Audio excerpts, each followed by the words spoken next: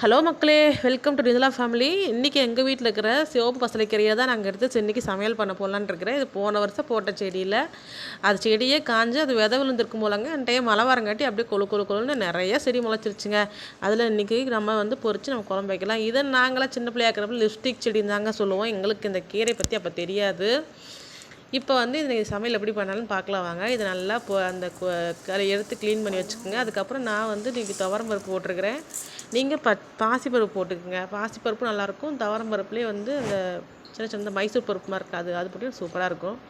போட்டு 2 தக்காளி போட்டு கீரை நல்லா கழுவிட்டு உள்ளே போட்டுருங்க. உள்ளே போட்டு நல்லா பார்த்து தக்காளி பழத்தை நல்லா கட் பண்ணி போட்டுங்க. அப்போ தான் சீக்கிரம் வேகும். கொட்டமல்லி, சீரகம், பூண்டு, மஞ்சத்தூள் இதெல்லாம் நீங்கள் அந்த இதுக்குள்ளேயே பருப்புக்குள்ளேயே ஒன்றா போட்டுருங்க. பருப்புக்குள்ளேயே ஒன்றா போட்டு நல்லா தண்ணி வேணுங்கிற அளவு தண்ணி ஊற்றிக்கிங்க. அது முழுகிற அளவுக்கு தண்ணி 2 சொம்பு ஊற்றிக்கிங்க.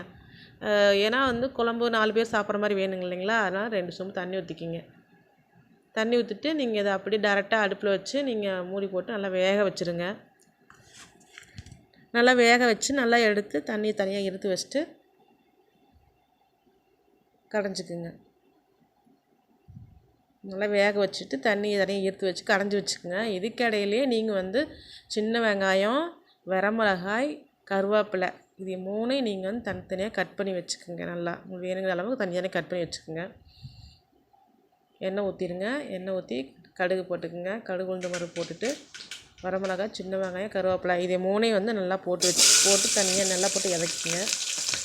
எண்ணெயிலே நல்லா வதக்கிட்டு அதுக்கப்புறம் பெருங்காயத்தூள் இருக்குது பார்த்திங்கன்னா, அது ஒரு கொஞ்சமாக போட்டுக்குங்க. தேவைங்க அளவு பெருங்காயத்தூள் போட்டுக்குங்க. நான் வதக்கிறப்ப தான் பெருங்காயம் போடுவேன். நீங்கள் எப்போ போடுவீங்க உங்களுக்கு விருப்பமோ அப்போ போட்டுக்குங்க. சேவிங் வெங்காயம் வரமிளகா வதங்குறப்ப தான் நான் பெருங்காயம் இதுக்கு வரமிளகா போட்டிங்கன்னா செம்ம டேஸ்ட்டாக இருக்குங்க. போட்டுட்டு நல்லா கழிச்சிட்டு கடைஞ்சி வச்சுக்கிற கீரையை எடுத்து உள்ளே ஊற்றிட்டு 2 கொதி வந்த உடனே அடுப்பை நிறுத்திட்டிங்கன்னா சாம்பார் ரெடிங்க. நீங்கள் சூடாக சாப்பாட்டில் போட்டு குழம்பு சாம்பார் வச்சு அப்படியே செம்ம டேஸ்ட்டாக இருக்குங்க. நீங்கள் இப்போ பிடிச்சிருந்தால் லைக் பண்ணுங்கள், ஷேர் பண்ணுங்கள், சப்ஸ்கிரைப் பண்ணுங்கள், கமெண்ட் பண்ணுங்கள் மக்களே. செம்ம டேஸ்ட்டாக இருக்கும். நீங்கள் செஞ்சு பாருங்கள். ரொம்ப ஈஸி, சீக்கிரம் பண்ணிடலாங்க. ஒரு 1/4 மணி நேரம் தான் ஆகும்.